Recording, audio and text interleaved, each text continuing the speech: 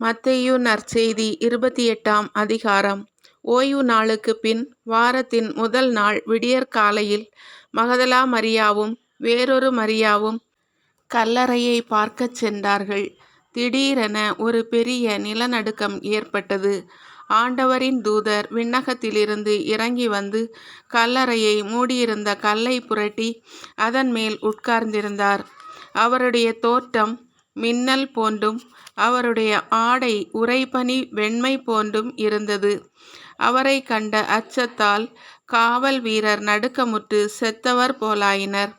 அப்பொழுது வானதூதர் அப்பெண்களை பார்த்து, நீங்கள் அஞ்சாதீர்கள், சிலுவையில் அறையப்பட்ட இயேசுவை தேடுகிறீர்கள் என எனக்கு தெரியும். அவர் இங்கே இல்லை. அவர் கூறியபடியே உயிருடன் எழுப்பப்பட்டார். அவரை வைத்த இடத்தை வந்து பாருங்கள். நீங்கள் விரைந்து சென்று இறந்த அவர் உயிருடன் எழுப்பப்பட்டார் என சீடருக்கு கூறுங்கள். உங்களுக்கு முன்பாக அவர் கலிலியாவுக்கு போய்க் கொண்டிருக்கிறார். அங்கே நீங்கள் அவரை காண்பீர்கள். இப்பொழுதே நான் உங்களுக்கு சொல்லிவிட்டேன் என்றார். அவர்களும் கல்லறையை விட்டு விரைவாய் புறப்பட்டு சென்றார்கள். அவர்கள் அச்சமுற்றாலும் அதே வேளையில் பெருமகிழ்ச்சி உற்றவர்களாய் அவருடைய சீடருக்கு அறிவிக்க ஓடினார்கள். திடீரென்று இயேசு அவர்களை எதிர்கொண்டு வந்து வாழ்த்தினார். அவர்கள் அவரை அணுகி அவர் காலடிகளை பற்றி கொண்டு பணிந்து நின்றார்கள். அப்பொழுது இயேசு அவர்களிடம், அஞ்சாதீர்கள், என் சகோதரர்களிடமும் சென்று அவர்களை கலிலியாவுக்கு போகுமாறு சொல்லுங்கள். அங்கே அவர்கள் என்னை காண்பார்கள் என்றார். அவர்கள் போய்க் கொண்டிருந்த போது காவல் வீரருள் சிலர் நகரத்திற்குள் சென்று நிகழ்ந்தவை யாவற்றையும் தலைமை குருக்களுக்கு அறிவித்தனர்.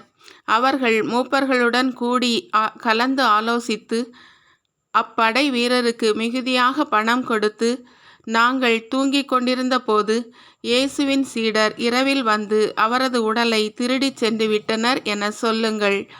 ஆளுநர் இதை கேள்வியுற்றால் நாங்கள் அவரை நம்பச் செய்து நீங்கள் தொல்லைக்கு உள்ளாகாதவாறு பார்த்து கொள்வோம் என்று அவர்களிடம் கூறினார்கள்.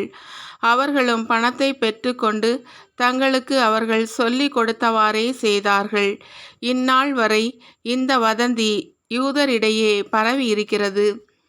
11 சீடர்களும் இயேசு தங்களுக்கு பணித்தபடியே கலிலியாவிலுள்ள ஒரு மலைக்கு சென்றார்கள். அங்கே அவரை கண்டு பணிந்தார்கள். சிலரோ ஐயமுற்றார்கள். இயேசு அவர்களை அணுகி, விண்ணுலகிலும் மண்ணுலகிலும் அனைத்து அதிகாரமும் எனக்கு அருளப்பட்டிருக்கிறது. எனவே நீங்கள் போய் எல்லா மக்களினத்தாரையும் சீடராக்குங்கள். தந்தை, மகன், தூய ஆவியார் பெயரால் திருமுழுக்கு கொடுங்கள். நான் உங்களுக்கு கட்டளையிட்ட யாவையும் அவர்களும் கடைபிடிக்கும்படி கற்பியுங்கள். இதோ, உலக முடிவு வரை எந்நாளும் நான் உங்களுடன் இருக்கிறேன் என்று கூறினார்.